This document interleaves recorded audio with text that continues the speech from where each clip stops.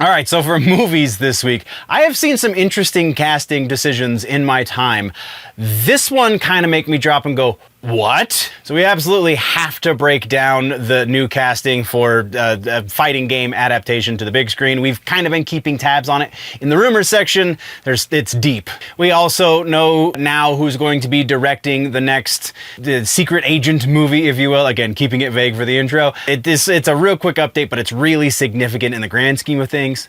And depending on how you feel about this one, either we're celebrating or we're mourning the loss of a live-action adaptation of a classic anime film / manga. That one's actually kind of funny, in my opinion. So all of that being said, we've got a movie section to get into. Let's go do that.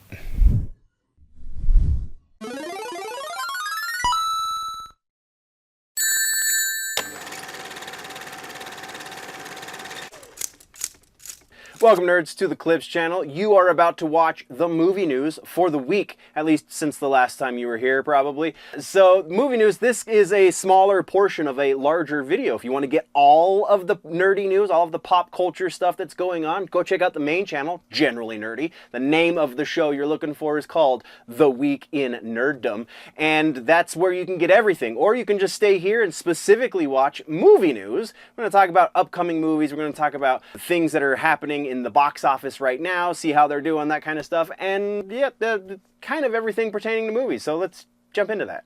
And it's finally happened. It took me an extra 2 weeks just because I couldn't get the damn logo right, but we do have our merch push for June, now that it's July. So it's going to be up for a little while because I totally missed the mark. It legitimately took me 2 weeks to figure out how to get the logo to work and still be legible and still fit with the other line of stuff, but it is the new Music Nerd shirt. It is the special shirt that we're running right now, the original Music Nerd, if you will, because it is the Phantom of the Opera on the cover, or on the design. It's pretty awesome. I legitimately had a lot of fun, even though it took me longer, a lot of fun designing this one because I'd never actually done a death metal logo before, and that's what I did effectively for the Music Nerd text. It's a death, it looks like tree roots.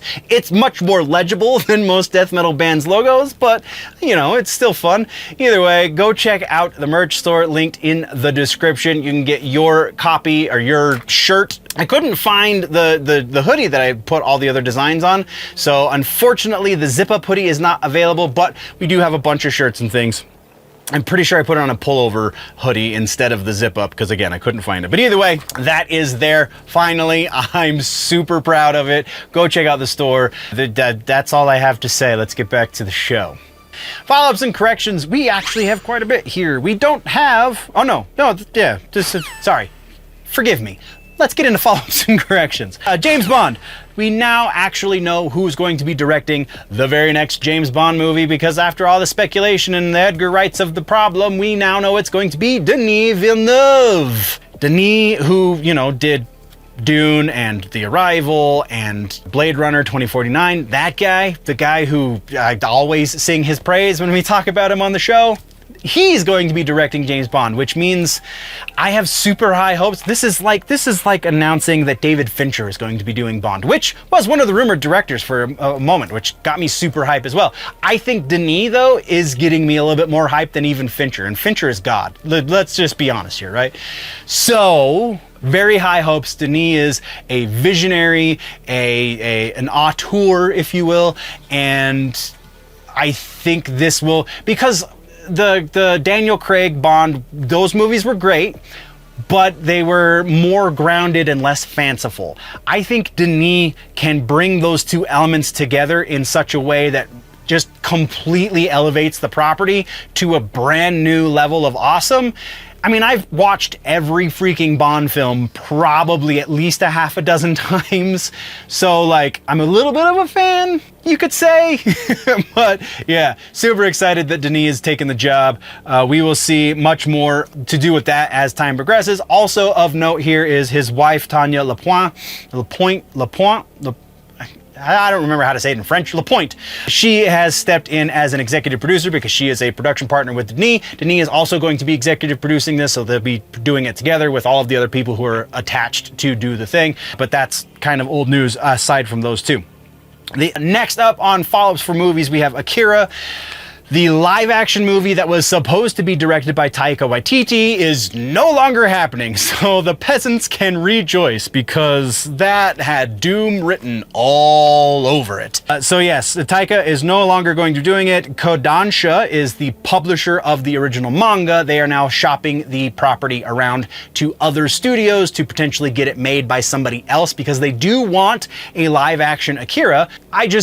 I'm happy it's not going to be Taika's version. So there we go. From there, we have Mortal Kombat 2. This is going to be a real quick one. Ed Boon tweeted out a thing where he's singing the praise of the new movie because he watched the final cut and says that these guys nailed it, which gives me a little bit more hope. And then you look at the picture that he tweeted with it, and it just kind of crushes that hope a little bit because Cole Young, what's his name? The actor that plays him. I have it written down. I know I do. Lewis Tan, there we go. Lewis Tan, who is not a terrible actor, but Cole Young is a needless character in a franchise that I absolutely love. I don't know if you've noticed. He's in the picture. I think the only way to salvage at least that very large portion of this new version of the franchise is to kill him off. And if he's in the picture, I mean, it's possible he could. I mean, the Jeremy on Wright's doing a bunch of promotion for The Bear, and wait till you get to the end of Bear season 4, you'll understand why that's comparable. But if they could kill him off. They could write him out of the script and no longer going to be an issue moving forward. Boon also signed off on the first movie, which again, not terrible, definitely better than Armageddon, but dude, that's a really low bar to be celebrating. So I did just a sliver. Boon signs off, says it's good, says it's great, says they nailed it. Sure, it's exciting, but how exciting is the real question here. So I don't know. I'll pass it off to you. Are you excited because Boon's excited, or are you just excited because new Mortal Kombat? Yay! Right? Yeah. So from there, let's move into Batman 2, The Batman 2, aka Matt Reeves' next Batman movie, because it's not going to be titled Batman 2, but he's finished with the script finally. He posted a picture on Instagram that says, hey, look at what I did a thing. So we have a script, which means we're going to start in pre-production. We're going to be doing the development stages of this script, and hopefully James Gunn signs off on it so we can get some momentum going behind this one, and then we can see that happen. That's what we got for follow-ups and corrections. Let's talk about trailers. The first trailer in this section this week is Demon Slayer Infinity Castle. Not a follower of the Demon Slayer franchise, but apparently this is a huge deal, so congratulations, Demon Slayer fans, your movie is happening. It looks like it is going to legitimately be pretty damn epic, so cool. I'll probably watch it once it hits streaming, but there we go. Go check out the trailer. September 12th, it's going to be in theaters, and it is going to be in theaters, so again, congratulations, Demon Slayer fans. I know there's a lot of you out there. Running Man is the next trailer we're talking about. November 7th for this Running Man. We've been talking about this one since it was announced, since they did all the casting and everything. This is the version that is supposed to be much closer to the original Stephen King book, Michael Bachman, I guess, technically, which looks to be dramatic. I'm not a Stephen King fan, as you will find out this week in That Just Happened, because I saw and read The Life of Chuck, so we're going to break that down. But the original Running Man was, I know, very much a departure from the book that King wrote. This is going to be much more close to the original text, but how much more, I have no idea. It looks freaking nuts though, so go watch this trailer.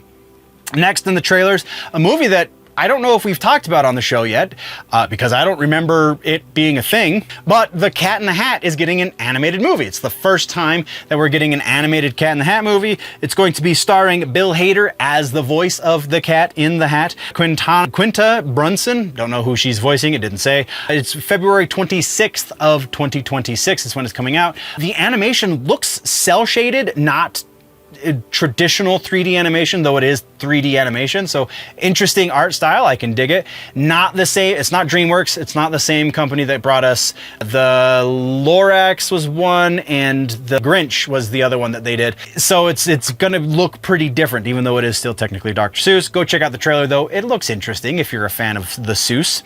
Next up is new movie that looks super freaking interesting in spite of its weird comparison to The Martian, which was in and of itself a good movie, but I don't know, the two movies feel different enough that it shouldn't necessarily warrant the comparison, but we'll get into that. So it's called Project Hail Mary. It's starring Ryan Gosling. I did not write down the release date for it in here, so go watch the trailer if you're curious about when the release date is, because I take amazing notes. But the interesting things here are Andy Weir is the guy who wrote the book that this movie is based on. He is also the guy that wrote the book that The Martian is based on. Also, the writer for the screen, so the guy who adapted the book to a screenplay is a man named Drew Goddard, who's done a lot of other nerdy things. But also, it's the same guy who adapted The Martian for the screen. So that's pretty huge. The directors on this, you'll also know their names from nerdy stuff, and that is Phil Lord and Christopher Miller. These are the guys that brought us, oh, what the hell? Spider-Man.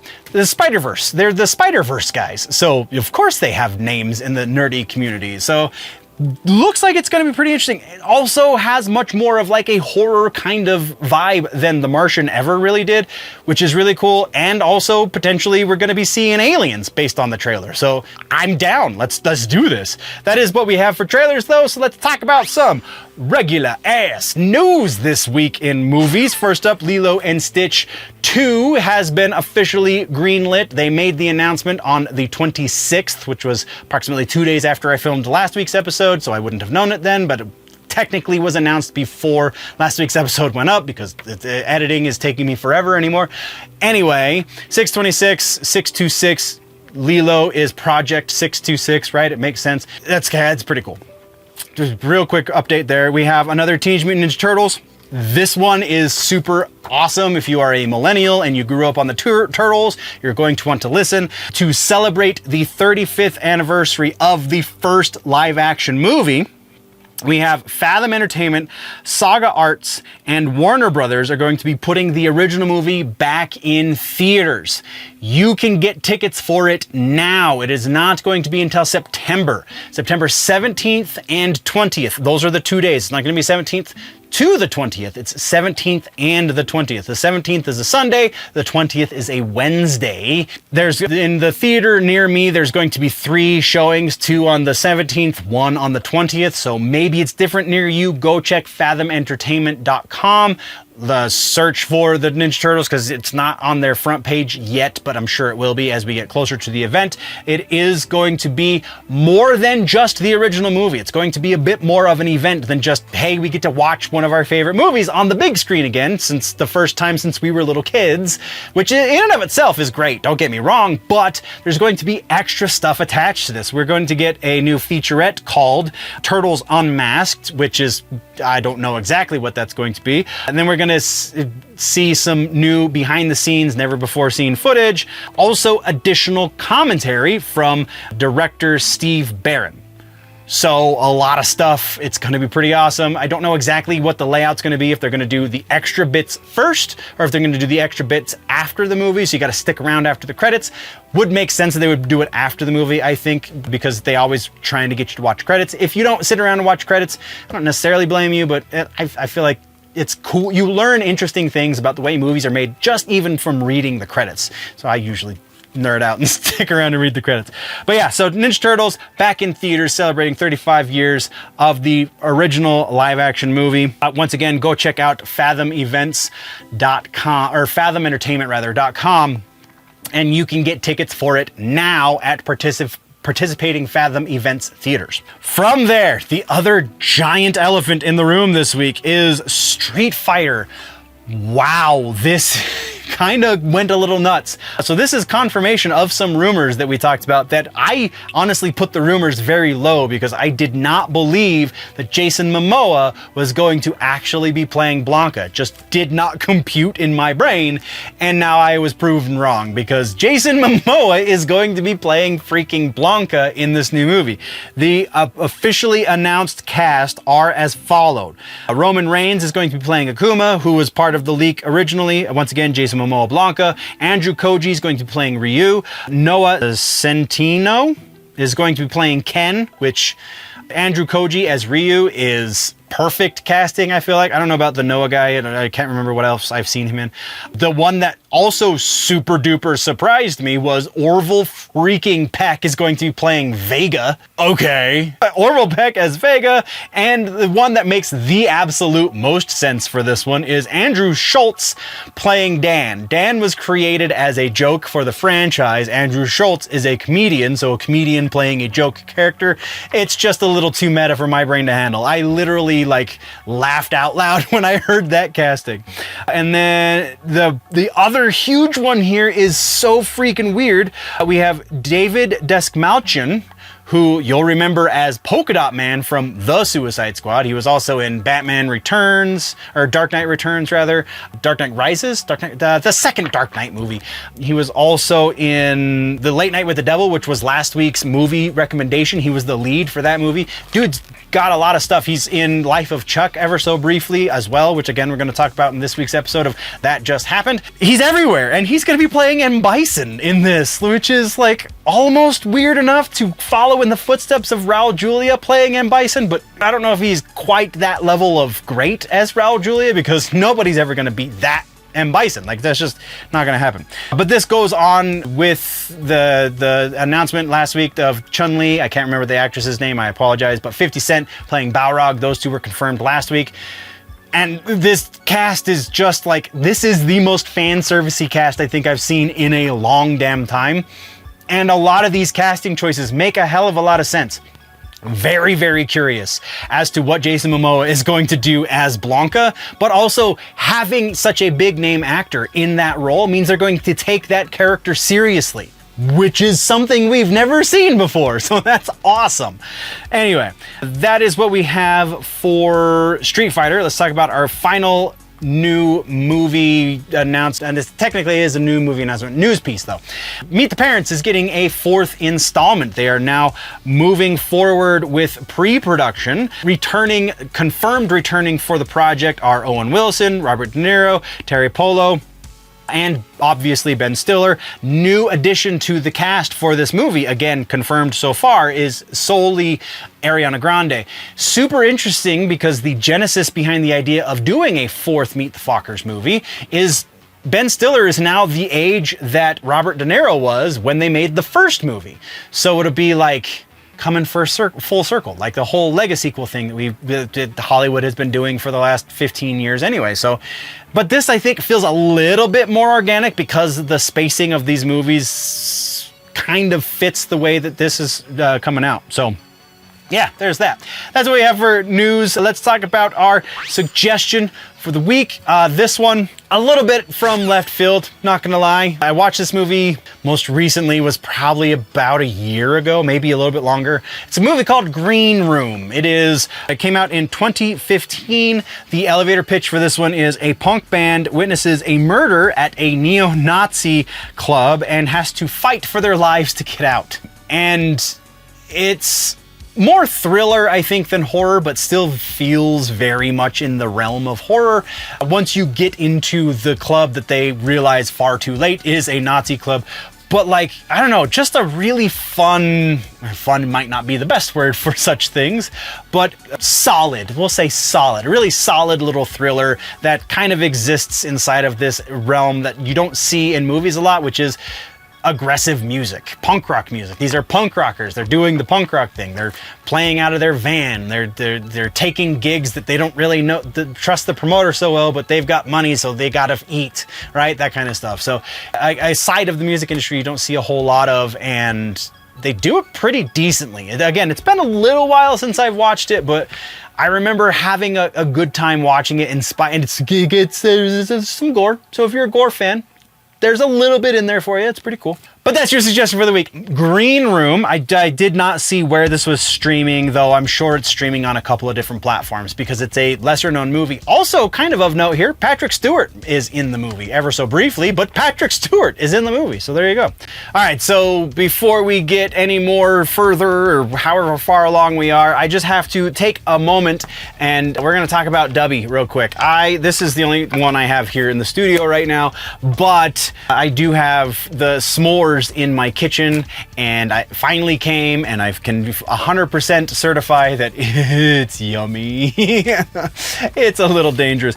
It is just as much caffeine as every other Dubby that you get in the caffeinated Dubbies anyway, because they do the hydrated doo-doo. They also do the hydration drinks, but the energy drinks, they all have about 250 milligrams caffeine. The s'mores is no different, so keep that in mind when you're mixing it with your milk instead of water. It's super yummy, so you can drink a lot, but maybe only have the 1 or 2 for the day. But it's legitimately hard to stop at 1 or 2 for the day, gotta be honest. Anyway, Dubby has partnered with the channel. I'm super grateful for their contribution. You can check out the link in the description, or you can just go to dubby.gg and use code GenerallyNerdy at checkout, and you will get 10% off of your whole cart. That's everything in your cart. A lot of the specials that they run on the site are just for the energy drink tubs or the hydration tubs, but my discount gets you 10% off of everything in your cart. You can't stack discounts, but you got to kind of figure which one's going to get you the better deal. 10% is pretty good when you go on everything, because you're going to need a mixer bottle too. Like, why not? They're only like $8 or something. So yeah, pretty awesome. Go check out GG. Super appreciative for their support. Let's get back to the video. Thank you very much, nerds, for tuning in. If you want to level up your nerdy, geeky, pop culture knowledge, then don't forget to subscribe and do all of the things. Go check out the main channel, Generally Nerdy, for the larger portion. Again, you get all of the sections into one convenient video over on Generally Nerdy. The name of the show is The Week in Nerddom. Thank you for checking out this clip. We will see you next time. Before we go, though, always remember that if it's generally nerdy, probably here.